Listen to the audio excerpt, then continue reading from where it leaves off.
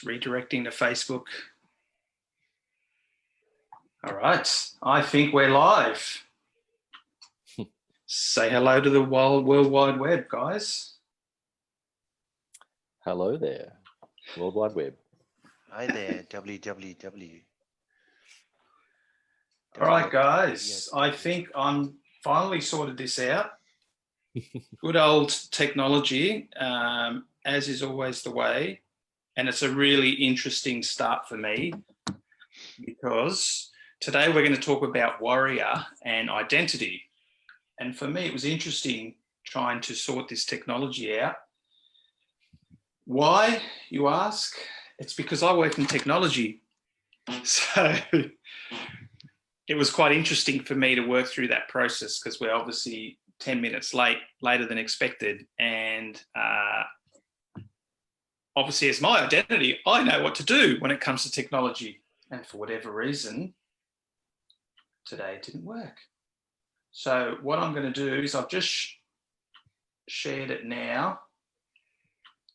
And before we get started, I'll just make sure it is shared far and wide.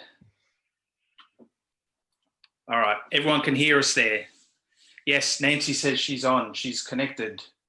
Well done. Thank you, Nancy. All right, I think we're rocking and rolling now. Rock and rolling. So welcome everyone.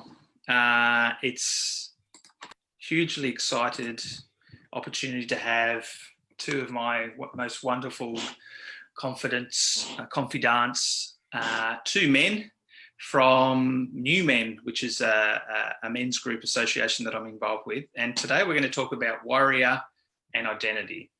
And so I've got Teivirau, if I get that pronunciation right. He's a second Dan black belt, which my understanding is he's got not just one black belt, but he's got greedy enough to have a second, and he's in the process of getting a third.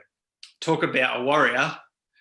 And we're going to be also joined by Luke Smith, who's had an interesting journey himself working in the corporate world, and he's had to reinvent himself over the last couple of years, I guess, and he'll share obviously more about that. So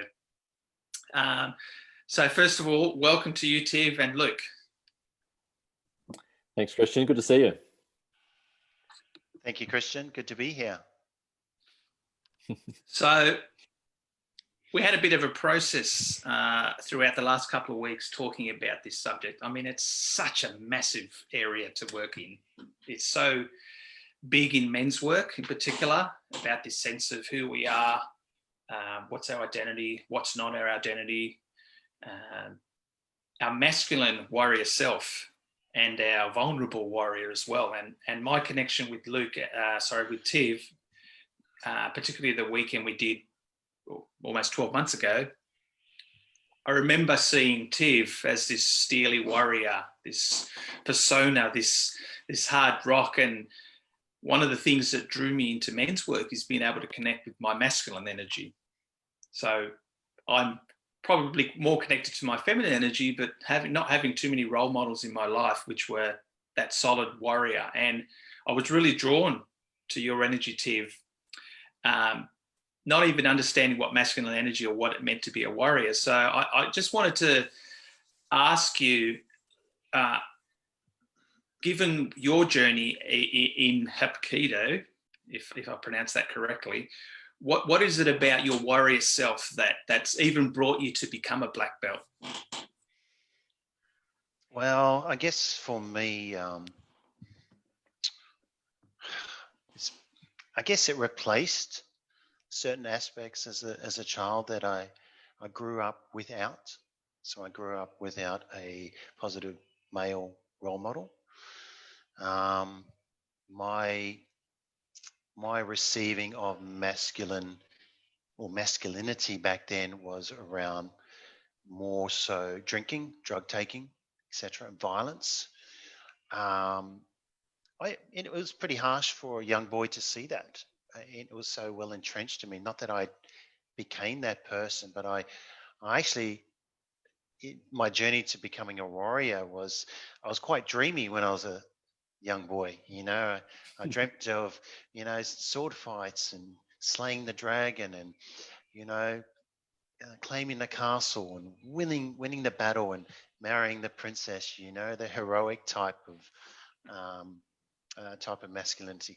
That was my dreamy state. And honestly, I didn't start my martial arts journey until I was 33. So it took me a long time. So there's quite a big gap between childhood and, you know, through my early years as a man, all the way to 33 till I started martial arts. You know, looking back now, 15 years, it filled a void in me that I more or less a father figure. It filled. This is the type of person that I wanted to be, and I knew that I had to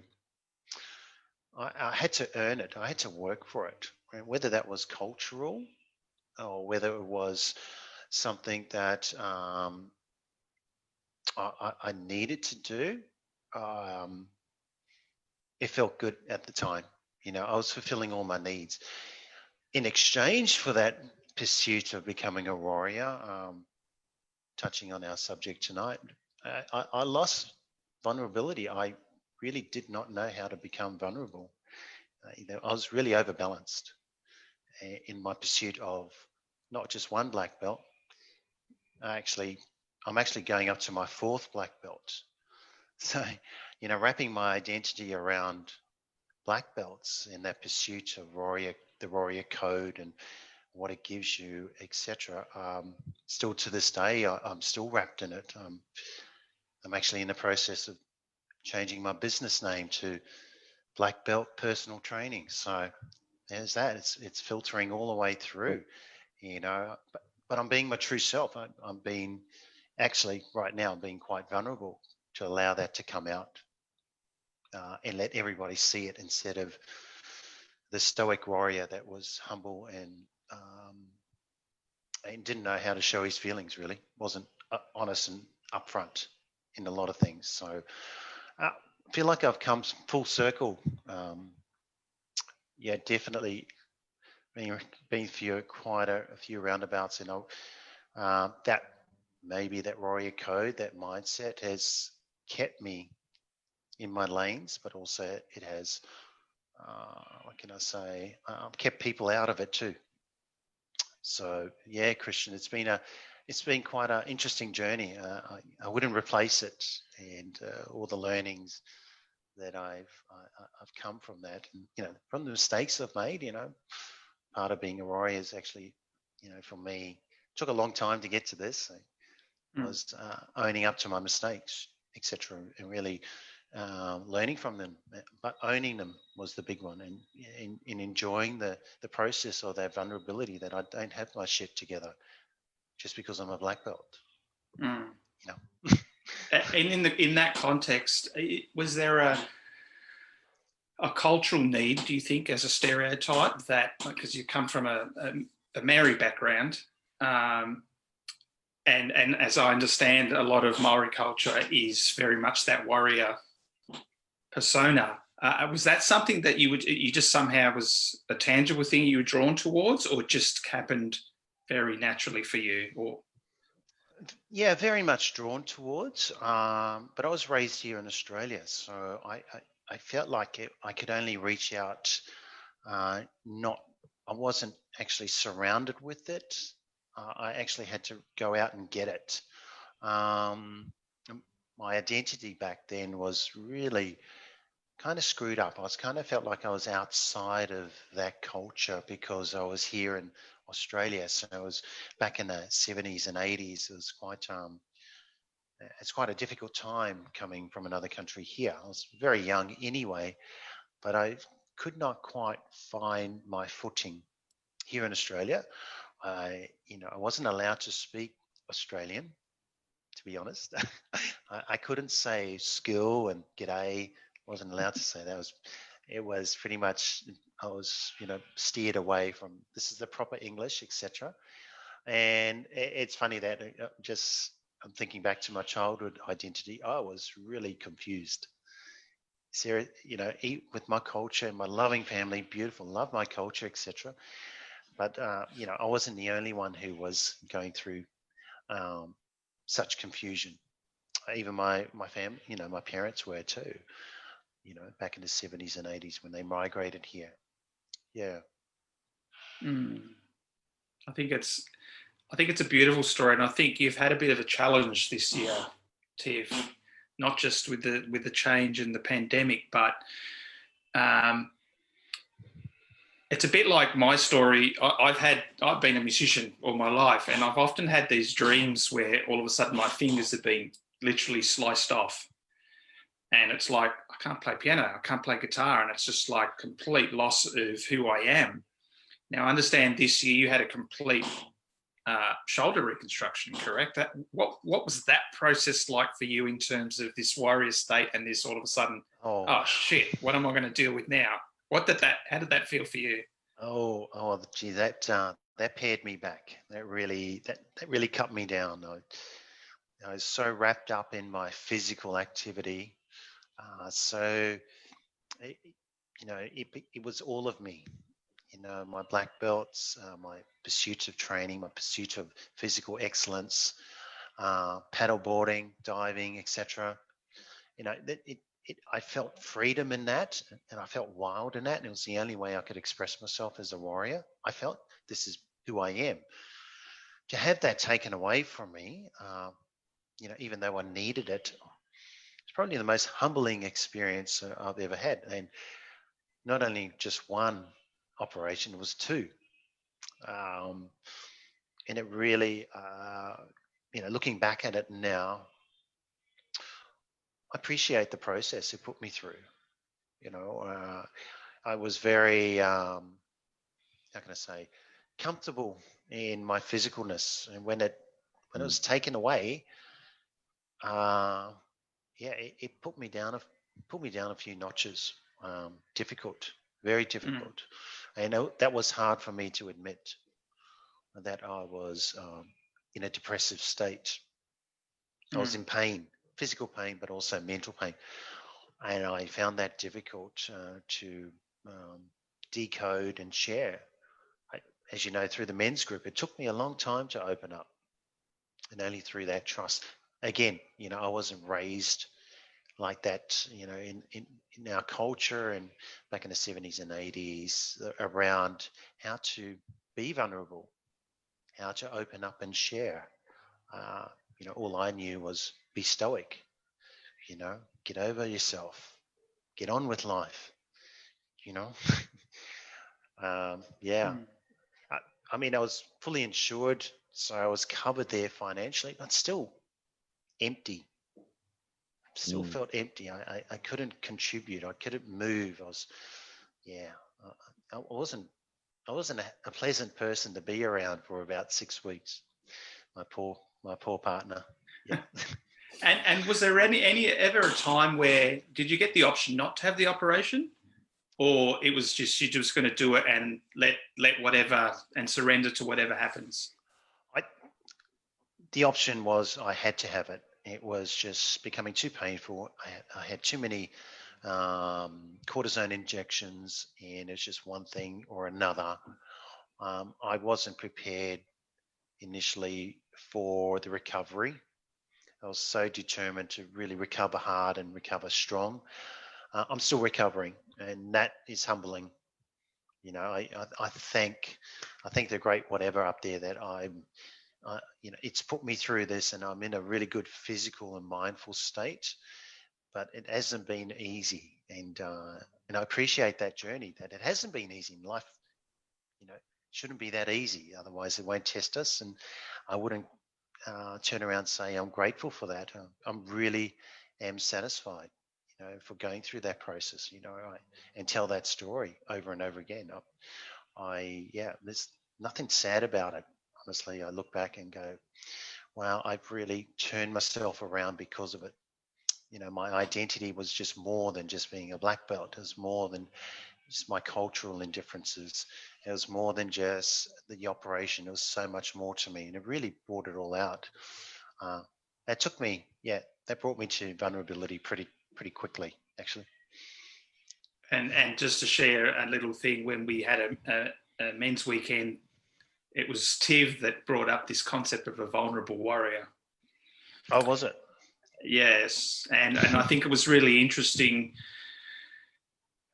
because as I understand martial arts, it's very much about, obviously it's about discipline, but it's also about a measured discipline.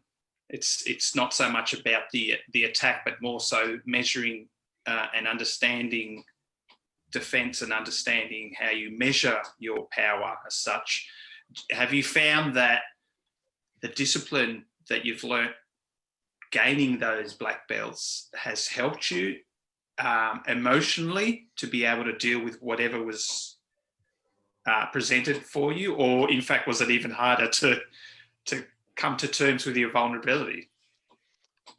I would say it's added character to me. Definitely a character building exercise, and it has filtered through every area of my persona. But it's not all of me.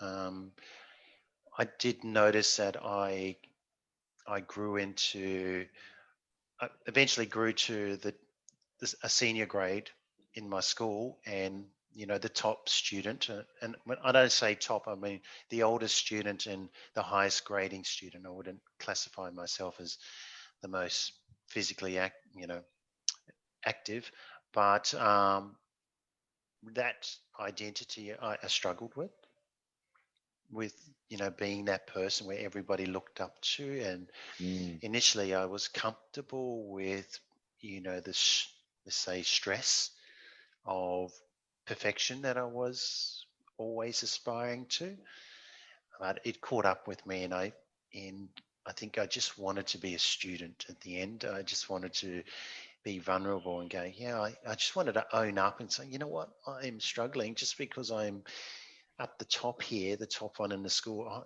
I'm not, I can't keep up, etc. Or I'm not performing to the standard that I thought I should be. So it had its definite pluses, but the minuses were I just wanted to be a white belt. Yeah, and well, that's what a black belt is really. It's a white belt who never gives up. It's a good old classic saying, that one. So interesting, now that I'm back training, I've been back 3 weeks now. I'm at the back of the class. It feels so good. It feels really good. I'm not up the front. I'm not the number one. I'm not. Yeah, it's just. It feels good. Liberating. Oh God, I'm not in the spotlight. Excellent. No one can see that I'm stiff and I'm sore, and I'm trying to catch up with everybody. It's okay. I can sneak off for a little drink, wipe myself down. So yeah, and that's been okay. I've been showing my vulnerability right there. It's like, wow, thanks for that share, Tiv. It's just, for me, the journey of seeing your heart open more and more over the last year is just awesome, and I think it is liberating for someone like myself who has this persona that I've got to be a certain masculine, empowered state, but in fact there's so much power in vulnerability. So that's beautiful. Thanks, Tiv. We haven't forgotten you, Luke, because you're all fun and games, aren't you?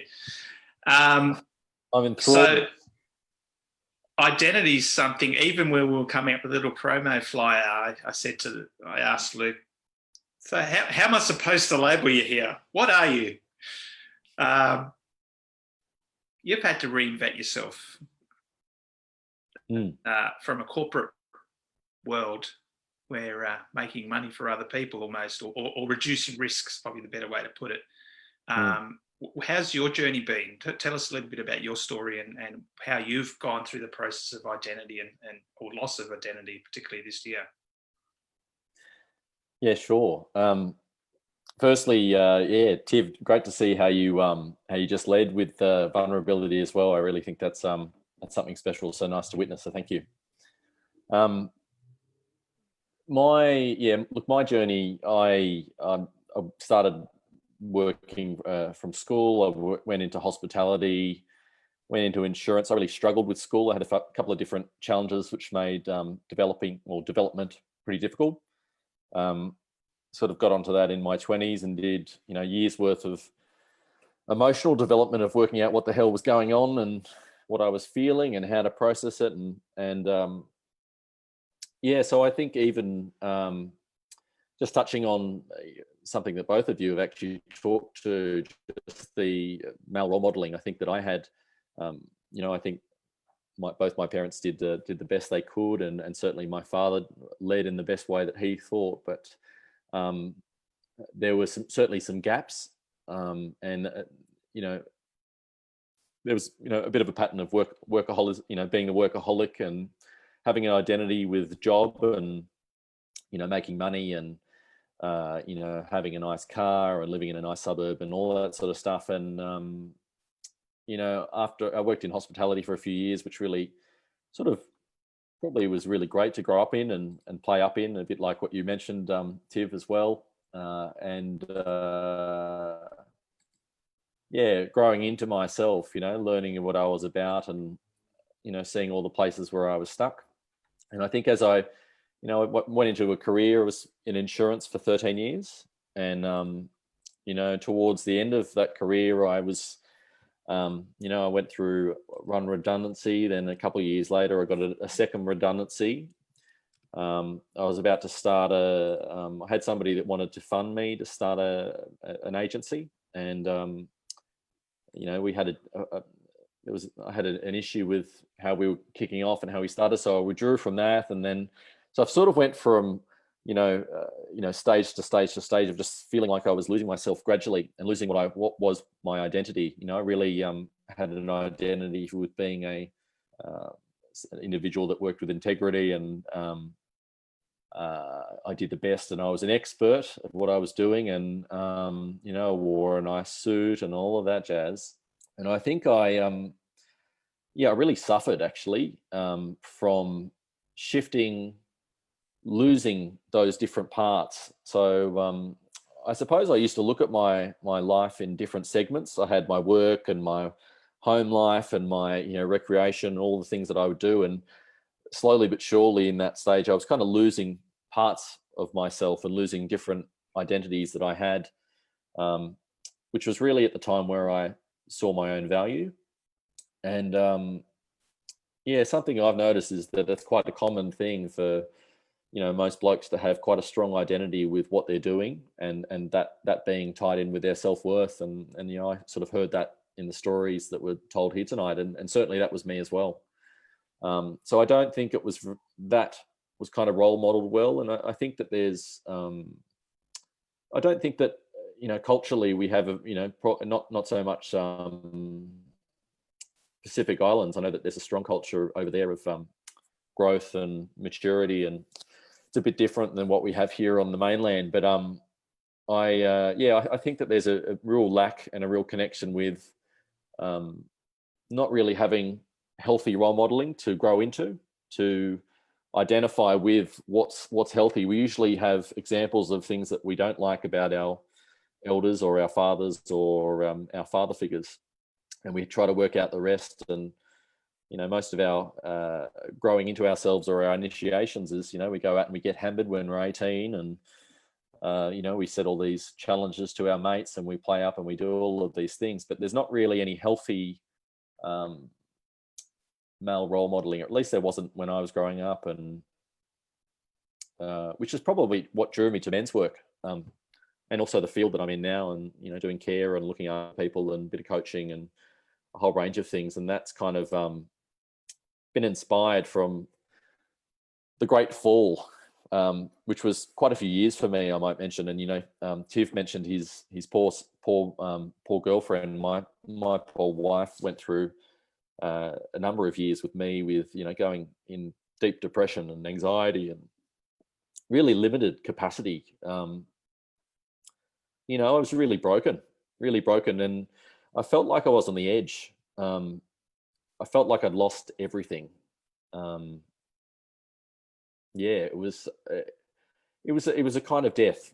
It was a kind of death where it's like I was desperately trying to hold on to something and hold on to the next thing, and everything I grabbed on, the footing would loosen, and I was like, oh, okay, well, I've got to grab the next one. And I literally spent quite a couple of years at least on that edge, not really knowing where to go or who I really was. A bit like our theme or our attempted theme at the last gathering we were hoping to put together before COVID, but certainly very lost. And I just in my professional life now, it's so common. And we're talking about we're going into a very interesting period or really challenging period for many couples and many families where there's reductions in jobs and not as much work, and everyone's in each other's company more, and there's more, there's certainly more suicide, and there's more financial pressure, and more mental illness, and a whole range of things during this period. And so it's really a good topic, I think, to speak to, because it's just, I think there's a lot of people that are seeking a way out of that. And thanks, Luke. And I think it's really interesting what you pointed about.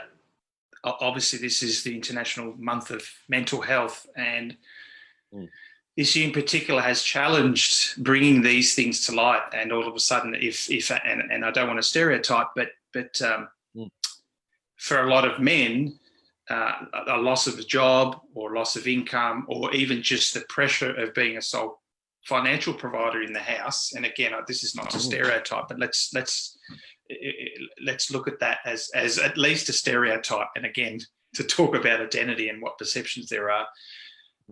But even just talking about it in the way that you have, even if it's becoming aware yourself that you're struggling with these thoughts, and being able to open up to other men, let alone your partner, and start having discussions in the household, is very tricky, because whilst everything is rosy, you almost avoid those discussions.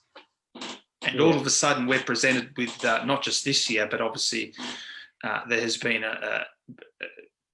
other opportunities. And I guess this is the interesting thing about identity. And sometimes when we lose our purpose or identity, or we're searching, like you were saying, you were just sort of looking for what's your next thing, your purpose.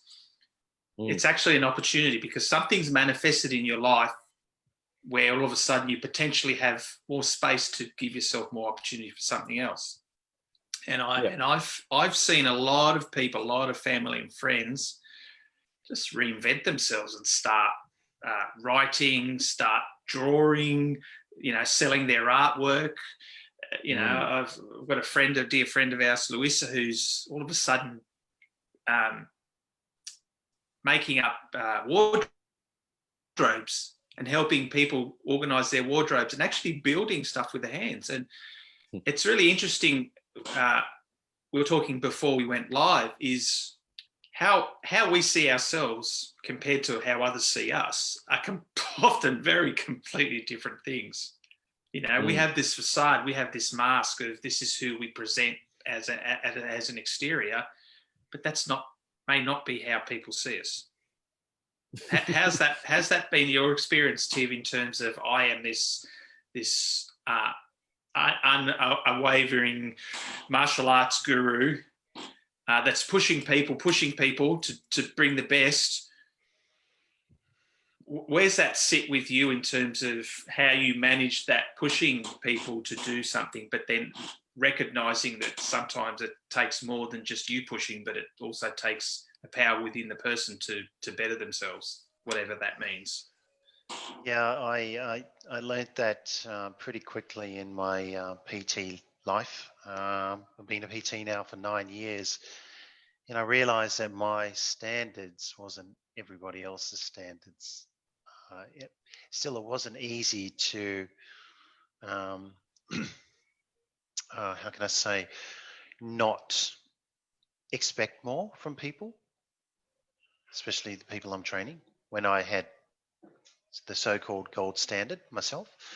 So I thought, but it was a great lesson for me to be very humble and empathetic, actually. And it was good in a way, but also, I became really, really soft, actually. And I miss that assertiveness that I did have, because I thought my standard was just too high, so I really pared myself back and pared the expectations of others that I had on them, because I was this so-called warrior, black belt, whatever, so I felt I didn't lift them up as I should have. I was playing, and you guys have heard me say this a lot, I was playing the nice guy, not only as a trainer, but in so many areas of my life, being nice. Nothing wrong with being nice, but a lot of things came with that as well. I struggled to tell the truth. I called myself a pathological liar because I would tell people what they wanted to hear, to get approved. Geez, Tiv, I relate with that very deeply, being the nice guy and also probably being the angriest guy in the room. You've seen that? Gee, they come in very quickly. I just relate with that very deeply. So it's thanks for sharing. It's no, my pleasure. The smiling assassin, Lucas. But I think it's really interesting, Tiv. Sorry, Gaylou. Oh, hilariously, that's actually a nickname of my father's. Oh, really? Excellent. We'll edit that. We'll edit that part out. Yeah. Okay. I think it's interesting what you said, Tiv. Yep. As a personal trainer, well, it's almost like you've been given the authority to hold someone in their hands that are potentially coming to you broken already. They've got low self-esteem, or they've had an injury, or they're not feeling good about themselves, and all of a sudden you're given this permission to say, "Please fix me." Mm-hmm. Mm-hmm. Yes. And I think, I don't know whether that sense of fixing, whether that's something that you've realised subconsciously that's what you were doing in a way. Yeah, I did realise that I turned into a caretaker, and I realised that wasn't my role. In so many, looking back, so many things that I now understand. I tried to be too much. I tried to be vulnerable. I tried to be the warrior. I tried to be the all-caring, the all-knowing, the standard, the black belt, etc. I overfilled my cup, and honestly, I made mistakes. I stuffed up, etc. I fumbled, I dumbled, I faked it. I brought out a lot of things in this pursuit of trying to please, trying to appease people, and pushing down my warrior. Now, you stay over there. You're too wild for everybody. You're too passionate. I just put it over there. And so I brought forward this, what I call a pre-packaged microwavable man, who would just fulfill everybody's needs, pop in the microwave, get the right answers, etc., come out and feel good. And that's weighed down on me over the years. Like looking back, I can see it now. Especially, I became too apologetic. I don't know why I was saying yes. I became a yes man, and sorry, and I guess for myself, I didn't stand up for myself enough, really. I didn't make the decisions that needed to be made. I didn't express my vulnerability. I held it, I hid it, and all the goodness that comes with vulnerability. Now that I can express it, I hid over the years, and I felt honestly, it became a beta male. Yeah. And I knew when I lost the respect of females, my partners, etc., is when I showed they could sense. That's what I loved about women. The intuition, they can sense when you're bullshitting. You know, it's just, they just know. They just know. And I never understood that, but they do know. And they give you the signals. And I know when I lost their respect, they was like, they've just found me out, you know, and I didn't even know that. I didn't know. So that was great to learn. It's great to learn. So not to be not to be the all-encompassing nice guy who says yes to everything, but you know, I realize that that's not what the world wants or needs. Yeah, that's what Speaking your truth. Yeah, speaking your truth. It took me a long time, a hell of a long time to get to that. But I'm glad I'm here.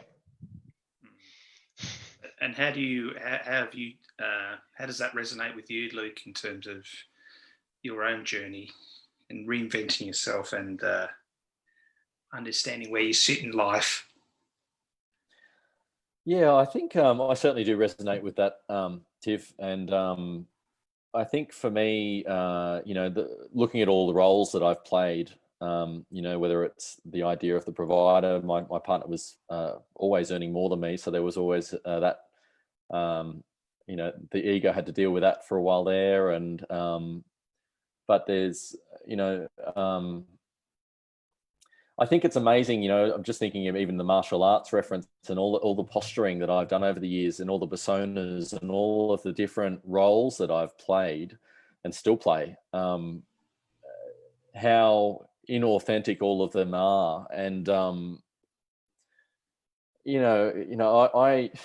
did some training in a, you know, treatment modality around, which taught me a lot around posture and the body and movement and flow and all, and meditation and a whole range of things that I've done over the years. And I still find it just so fascinating how we all hold and how we all posture. And, you know, certainly looking back at my, you know, my suited self and just the, you know, the puffed chest and the proudness and the pride and the, you know it all. And just, there was just so much distance from how I felt in that, you know, that holding, and it just took up so much fucking energy, you know, like, you know, looking back, you know, just so bloody hard keeping that up. It was exhausting. And really underneath those roles and underneath that was really just a really vulnerable part. They just wanted to be loved and didn't really have a lot of self-value just because of various wounds from growing up and challenges and so, you know, kind of coming full circle, I really think, you know, certainly for me to grow up, it's been really vital to have really healthy male role models to go to just witness the different parts of me growing into myself, and just, you know, not giving advice, just allowing me to come out and make mistakes and you know, not be perfect. And so yeah, I relate a lot to your story, Tiv, and just yeah, it's a very provocative subject and something I love talking about just because it's just so, there's so much to it, you know, and it just keeps changing. There's a real fine balance between taking on a persona or an identity to seek approval. I know in the past, obviously in previous generations, your job was your actual surname, so blacksmith or butcher or whatever the case may be. So what you did, a bit like what you shared earlier, Tiv, what you do was who you were. And certainly in my experience, a bit like what you said, Luke, my persona working in technology, I'm forever in my head, I'm forever looking at risk, I'm forever fixing, I'm forever managing. And it's been so integrated into my persona that when it comes to family life, you almost have to discard your natural tendencies because that shit doesn't work in real life sometimes. even though you might fall into those patterns, you know, it's really difficult to integrate some of those. You can certainly take certain aspects of that persona, but it's almost like you have to play a different identity when it comes to dealing with emotions somehow. Is that what you've found, Luke? Yeah, I do agree with that. I think that there's I think it sort of touched on a little bit what I mentioned earlier, which is like it's very hard to go to the different roles in life. So I felt that certainly when I was lost in the business persona, or the I was working in insurance at the time, so I was an underwriter, and was writing very large accounts at one stage, and it's glorified administration. So it's not really it's not saving the world, but it was interesting work, which I enjoyed. But going from that into my home life, I always had trouble shifting gears, stepping out of that persona into something else. And I think that that's really it's been it's just seeing in my childhood, and seeing it in lots of families, and speaking to lots of different men about it, that it's such a common thing that one of my raves is dysfunction doesn't recognize dysfunction. And how can we recognize a healthy functioning male healthy male role model if we haven't had one? So there's a real need to have healthy community and healthy male figures in our life to actually help us grow into ourselves. And so I do agree with that, and I think that it's a societal issue with the culture that we have, and it's going to be a constant challenge until we start addressing where we lack. And I think it's interesting too when you talk about. Sorry, Kaylee. No, that's right. I was just going to say, it's to sustain that lifestyle, we've got quite an addiction-based culture to sustain this high-powered adrenal experience. And so I think that, in order to shift gears, we almost need to give that up, and there's a pretty high cost to do that. So, it's a big thing. So there's a lot of facets that feed into this topic. But yeah. I think it's interesting that you talked about suits. I worked in the corporate world. So I worked in the Sydney Olympics with IBM, and for the first 6 months, we had to wear suits. It was the thing you did with IBM, and there was something flashy about it. Like, I actually enjoyed it there for a while, but it got a little bit boring because it was like, okay, well, I've got to change it. I've got to do that. Okay, just change your shirt. Oh, let's just buy some more ties. And what I recognised, and what was not very congruent, is here we are celebrating the Sydney Olympics and a sport and everything, and then all of a sudden the organisation realised, look, I know we're IBM, but that's not the project we're on, and they made a decision to say, just get rid of the suits and wear, t-shirts, nice polo shirts that are more, conducive to the project and the fun part of the sport and all this sort of stuff. And I think it was such a shift for a lot of people that worked in corporate that, oh, okay, I don't have to wear a suit. But you know what? It was beautiful in a way, because everyone was like, I just feel so much more relaxed now. And it was almost like you could take away that facade, because for some strange reason, and this happens in lots of professions, and in fact, they've done studies where if you put like a doctor's white gown on, you might do better in answering questions in a test, for example, because there's something about feeling, I mean, kids do it all the time, right? Kids wear a Batman suit and they all of a sudden feel, indestructible, right? And as we grow as an adult, it's like, it's almost having to discard some of that unless you choose to keep that persona for some sort of approval. I mean, I don't know how it is for you, Tiv, when you're in a personal trainer. Obviously, wearing a uniform as a black belt in martial arts is very much part of the custom and part of showing authority. Is that a fair assessment? Oh, definitely. When I suited up again 3 weeks ago, I just had this persona come over me, you know, but it was a persona that, you know, now I feel is worthy of me. You know, it's not something I dement. It's not something I dishonor. It's something that this suits me, and I do like it. It gives me a certain power. It gives me some ego. I like that part of my ego. That I work really hard for that suit. Mm. It's not something that is just on the outside. It's actually on the inside. That's my suit, and to put it on and go, whew, gee, that feels really good. And you know, I put it on Facebook. You know, in honouring myself for that. I've come a long way in honouring myself that and sharing it with the world. Hey, this is my suit. This is who I am. You know, I'm not ashamed to show it anymore, so to speak. You know, there's no fakery. There's no. I'm not trying to get any kudos or anything like that, or you know, slaps on the back. No, not at all. I'm just like being myself, sharing myself, and people can be inspired by what I do. I feel that as a personal trainer and a black belt, the highest grade black belt in our school, I feel a bit of a responsibility for that. That is part of my identity too, and I'm okay with that.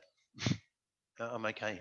You know, even standing at the back of the room in the class, it's I'm totally fine with that. You know, I've earned my place, so to speak, and continue. I will. It's a work in progress, and like I said, it's worthy of me. You know, I hope to continue to honor that suit that I wear. Mm. Mm. And both of you have had also an interesting journey in terms of being in service, in care environments. That's been a shift for you both, I think, in the last several years or so, working in that space. How's that been shifting into that area of service and care, being a caregiver, I guess? Well, I've been in the disability sector now was 3-4 years.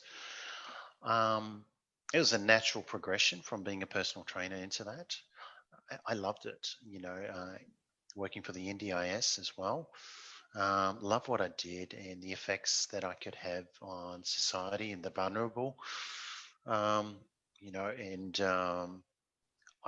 you know, since leaving that a couple of months ago, that part of my identity, you know, I went downhill for a little while because I felt you know, what am I now? You know, if I'm not a caretaker, you know, what can I do? Where can I go, etc. So I fell into a dark place there for you know for a while. Plus recovering from a shoulder too, so it was quite quite a lot there.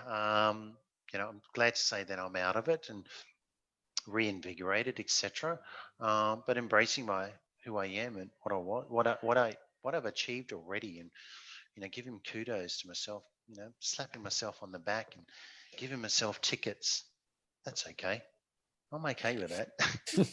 You know, I'm totally fine with all of that now. You know, I'm not going to play hide and seek and hope no one sees me. You know, and becoming self-determined is my little mantra at the moment. That at the end of the day, I have choice.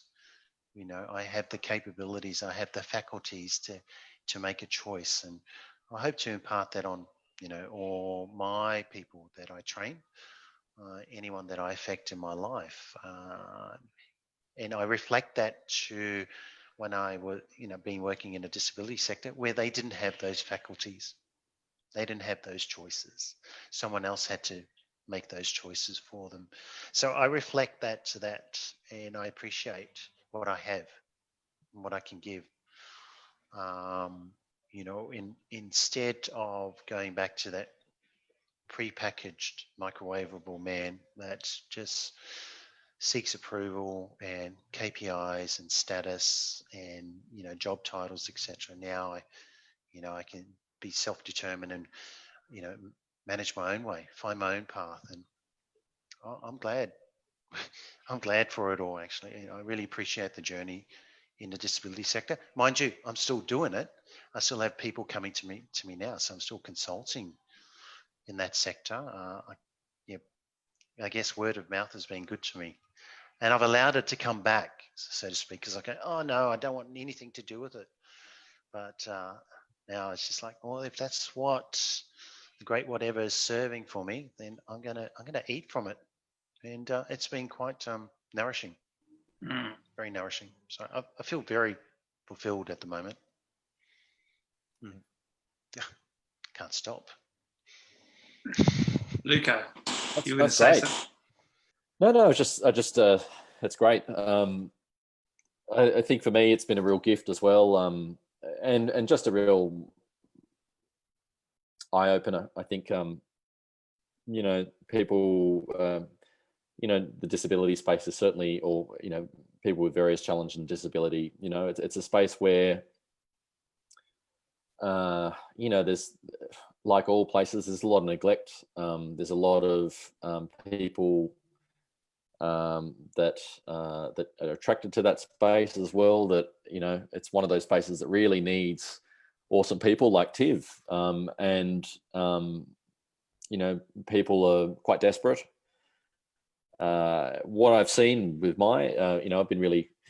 I also have quite a positive outlook on all the people that come to me or that I'm working with. It tends to be just perfect fits, and a lot of the people that I'm working with, actually, I've worked with 85-year-old men that are, one of them recently passed away, which was just devastating, because, you build bonds with, just like men's work, what we're in training and what we're building, even in this live event, we're building community and we're building relationships, and you can't help but begin to love people, and so in a care space, you get close to people, and you learn, if you're perceptive, you learn about the idiosyncrasies, and you do what you can with the skills that you have. And I just see there's a real it's no different from working with people for me in lots of other ways as well, that we all have the same needs.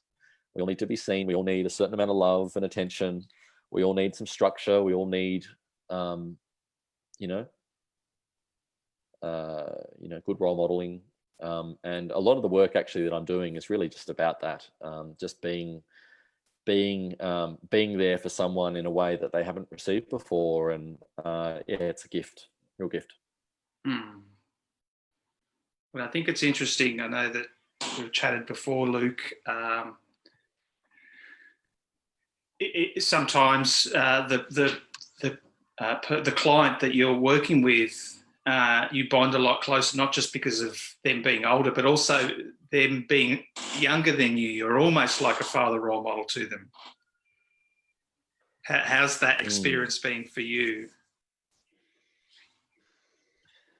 Look, the man that I had in, particularly man that I had in mind that was older, he had Alzheimer's, and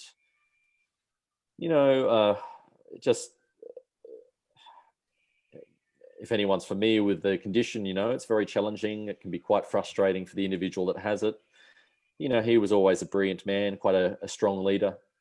So losing our faculties is another initiation. Not having the same ability. It's whether it's through an accident or through a disease or through whatever. This is another form of initiation or crisis, identity crisis. And he was really suffering in that. And most of us really spend a lot of time not accepting what's going on in our lives, and really working in that space.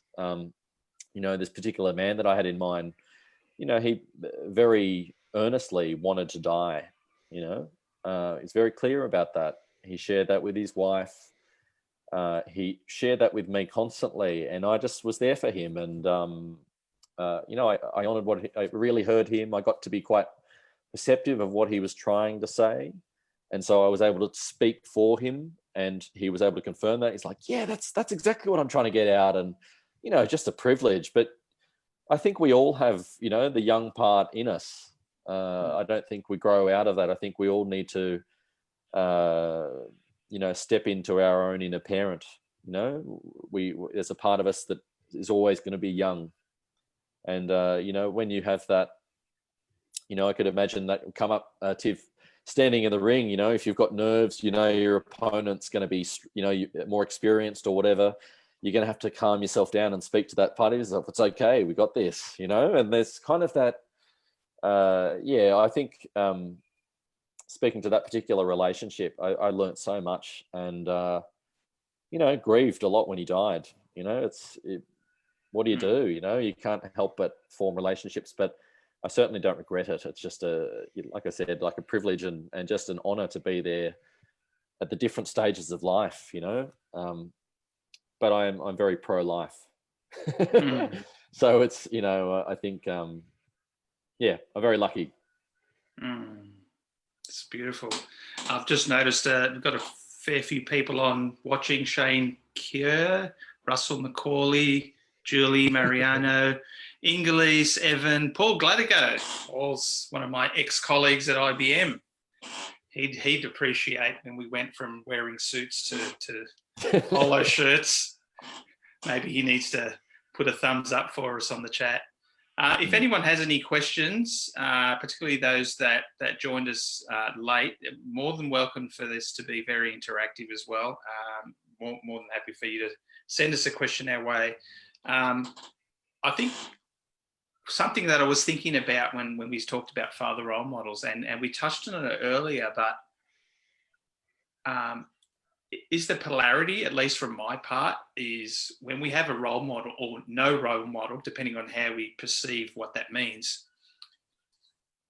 And this doesn't happen just for men and women, but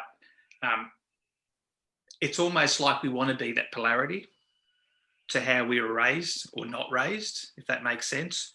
Like the opposite. If a parent had certain attributes, we kind of learn to be almost the complete polar opposite. Is that what you mean? Yeah, and it's almost like we try to make a conscious decision to go with the other side of the scale, but our genes tell us otherwise, because we're going to have certain intangible and tangible characteristics. Like, for example, from my part, my dad was quite a disciplinarian and a control.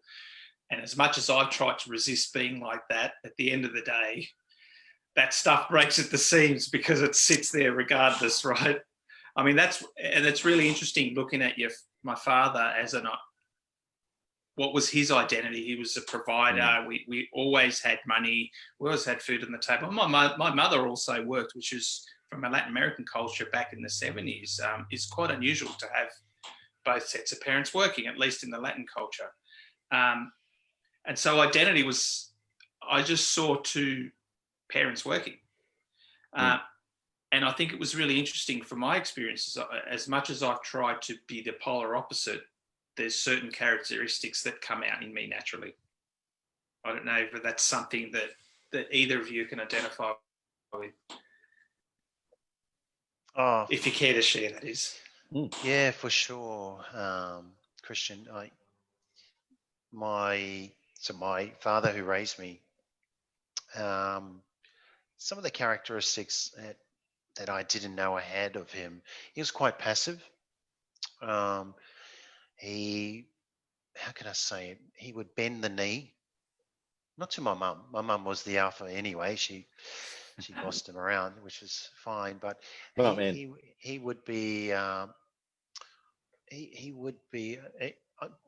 God love him. He's passed away now, nearly 20 years, and it took a long process for me to forgive him, etc. But he would let other men walk all over him. He was a chronic alcoholic as well. So my polar opposite of that is not to be unhealthy. It is to be healthy, not unhealthy, etc. So I grew up around that. I didn't know the characteristics that I had was being passive and being walked all over, and that was my dad. Poor thing, God bless him. Interesting. I just thought of that, Christian, when you spoke about polar. I can sense that in me. He lacked a lot of confidence too, my dad. Hence why he drank a lot, I guess. And part polar opposites, and I feel driven by myself now, is that I'm a part of my identity, you could say. I'm a person of action, less talk, more doing has been my persona. No wonder I'm quite a physical person. I do martial arts and I'm my personal trainer. It's like, all right, talk's over. Let's get into it. Let's get going. I see that polar opposite is what I grew up around, where I saw a lot of chatter, a lot of talk, a lot of chest beating, etc. from my uncles back then. That's the drinking and the partying, etc. Interesting. I'm just remembering all of this. It's just all coming back to me, Christian. This is process. That's why I said to you, I'm not going to give you a list of questions, Tim. Yeah, you did it. And, I'm not even winging it. Thank you so much, because some of the stuff we're talking about is quite. How can I say? It's juicy. It is very juicy. Very juicy. You can't, unlike Hapkido, where you've got to repeat a certain formation or a certain defense mechanism or attack. This is very different. Men's work and talking about vulnerability, it can come for you from different places. Yeah, sure does. And it hits you right in the, you know what?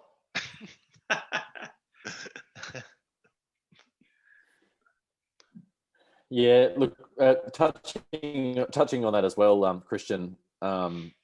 It's something that has totally annoyed me for a long time. All the traits and all the conditioning that I've inherited. I was the youngest of four. I've got four or three others. So the youngest of four, and I think I got all the gifts, but I also got all the stuff. And so all the conditioning and all the I certainly grew up with needing a lot of acknowledgement, which was something that's passed down, and not having a lot of self-value or self-worth, and but also there's so much in that, even the nice guy persona, but also the businessman and the provider. All of those were really ingrained in my physique, in my whole body, my whole persona, my movement, all of that stuff. But there's also been a whole lot of good stuff there too. My dad's memory is just scary, and so certain things, for me, I haven't quite mastered that. I remember really annoying things like prices in all the stores. I haven't learned to use the memory very well yet, but there's also some really wonderful qualities, being very kind and thoughtful and caring towards people, and certainly having a business acumen or a business mind is directly from my lineage, directly from my father and his skills at seeing the gaps. For me, it doesn't matter what industry I use those in, or even in tonight, or there's good with the bad. And I think it's in this process of working on identity, I've really had to get close and make friends with all the stuff that made me uncomfortable. Really had to do a lot of practice of being very, very uncomfortable, and that's been terrific. But it takes courage, and I think culturally, it's not very cool to do that, and it's certainly takes a lot of courage and a fair bit of work to change some of these behaviours, and but yeah, no, there's a lot of polarity there for sure. And I think it's really interesting. On last Friday, we talked with our dear friends Davis and Ranald, who talked about nature and Indigenous wisdom. And I mean, obviously, Tiv, you've shared your story about your Maori culture as well, as much as you didn't sort of grow up in New Zealand. Some of that stuff still comes. I mean, obviously, you've taken your shirt off and you're showing us your guns, right? I know that was deliberate, but that's okay. Oh, it's getting a bit hot in here, Jeez. All right. He did look, you're getting a hell of a lot of love hearts at the moment. Must be Nancy, I reckon. I'll tell you what, I don't smell too great, that's for sure. He did talk about being. I smell very manly, though. Gee, I'm glad you're online. it's funny, you talk about the Maori indigenous culture. You know, I embraced it so much that I've gone and worn it. Got it all over me, and it's an expression. I honor my culture. I love it dearly. I wish I could have been more part of it, but you know what? I've got the rest of my life to do that. But yeah, I feel very, how can I say, it's worthy of me. I like saying that I've earned that right. It is part of me. There's no jewelry, there's no fakery. This is who I am, and I'm not afraid to show it, etc. Even though it is pretty hot in here. Really, it is. It's like it's 18 degrees. I think it was a perfect segue to talk about that identity of the Maori. I mean, there's something that I'm drawn to when you were sharing just then, and it's a completely different session that we could talk on for hours, and it's about a rites of passage, and Western culture does not have. We've talked about it a lot with Nancy, unlike, say, Indigenous or even African or PNG or Maori, your body will be scarred when you become from a boy to a man, right? Or at least, a young man. And Western culture is not, it doesn't have rites of passage. And so we've got a lot of 40-year-old men, me included, that potentially walking around or running around still like a boy in a man's body. And I think it's a really interesting question there about identity and what the identity is. At what point in time do you become a man? And like, as I said, that's another subject altogether, right? Yeah, and actually, mate, I think who bestows that? No, go ahead. Who bestows that masculinity from another man to a man? Who does that? Yeah, that's for another podcast, isn't it? Oops, Facebook Live. I actually think it's totally related, guys. I think we're talking about growing into ourselves, and I've certainly taken pieces from other Indigenous cultures to step into who I am now, and I consider myself a man now, but it's taken a number of years to actually go fumbling and searching and working stuff out, and just being a bit more comfortable in my own skin and my own process and my own boundaries. And it's not there's no I don't think there's not a course we're going to sell you at the end of this thing. There's well, at least I hope not. But it's a process. It's a life process, and I think we're going to go through these stages of growth throughout our entire lives. But it's having at least some awareness that we do have various stages of growth. You can be an 80-year-old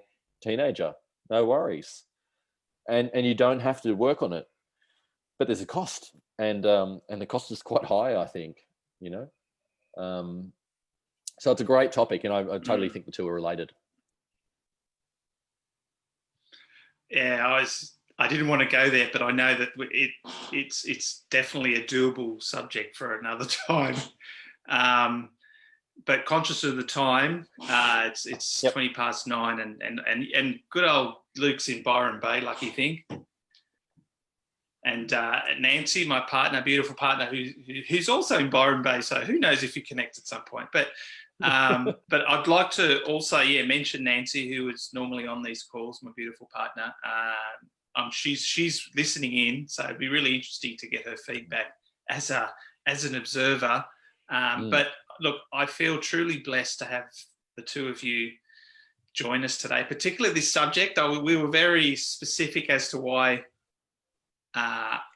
we chose the two of you as part of this particular session, because I've always been fascinated with both your journeys. But I think it's just been a perfect marriage, if I'm allowed to use that, a perfect marriage of a session, given that we're quite connected as well in our stories over the last year.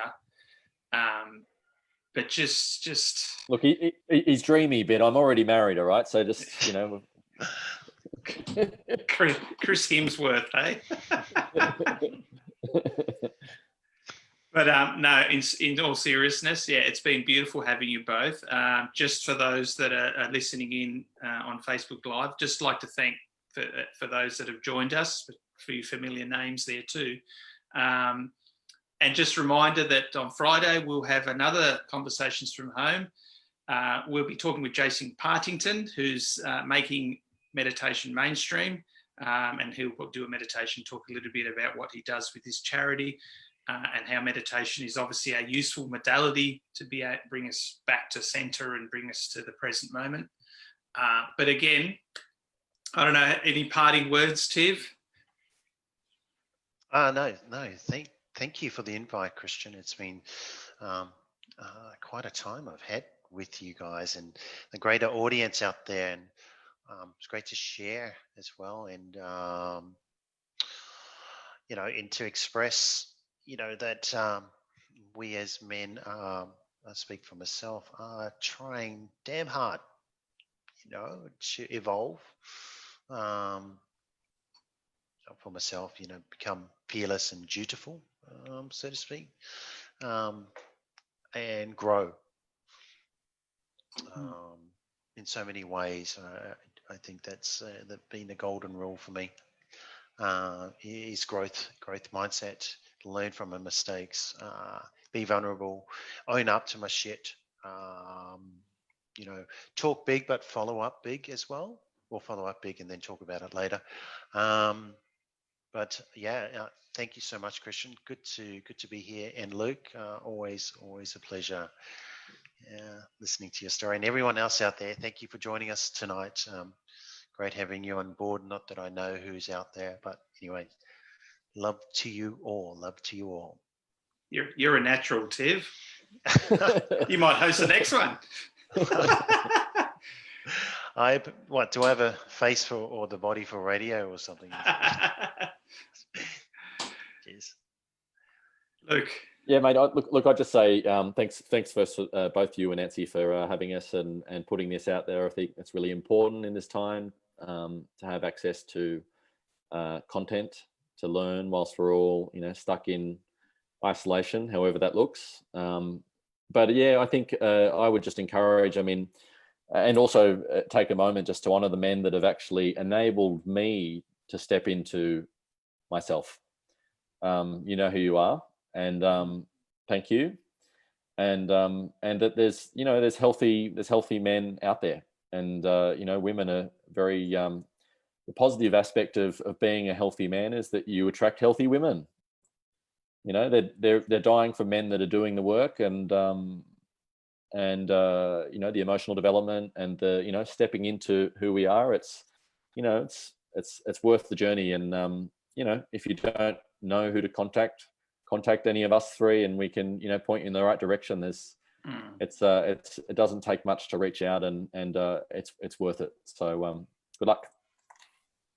Thank you, Luke. And for anyone, if there's anything that's triggered, for those that are listening in, if there's anything that's triggered you and raised perhaps some questions, there are, as Luke said, there are lots of organisations, Beyond Blue, Lifeline, a whole bunch. Even there's a website called Cecil's Hub for any men that would like to join a men's circle, even, or just to have a group of men that they might want to just have a weekly session of sharing. Not that different to what we've done today, really. Typically, we do a check-in and a check-out, but today's discussion is essentially what a lot of men's circles do, being able to be vulnerable and just show up, which is a phrase that Tiv also uses, just to show up and put your skin in the game. And I think this is the beautiful part of men's work. At least I'm sure the rest of you guys can also agree that it's coming from a place of vulnerability. You don't want to feel judged. And that's one of the key protocols in men's work. You just share your soul in a safe container. Obviously, we're Facebook Live today, but what's been shared has been shared by both Tiv and Luke and myself from our hearts out to the World Wide Web. And hopefully it's planted a seed in people's hearts that they can think about maybe making a decision to change their lives, even if it's subtle. So again, thanks, Tiv, Luke. I'll have to figure out how to close this live book. I found the button. Normally Nancy does this, see. But yeah, much love again. Friday, making meditation, and actually, I think maybe Tiv might be on Monday's session. We're going to do an online men's circle as well. Watch out for that one as well. So much love to you both. And what's the date today, by the way? The 7th. There you go. And actually, Saturday's International Mental Health Day. So perhaps if you're listening in and you want to make that change in your life or want to reach out, as Luke and Tiv says, put something in the comments and we can put you in the right direction. Ho, as they say. Thanks, guys. See you guys. Ciao, ciao.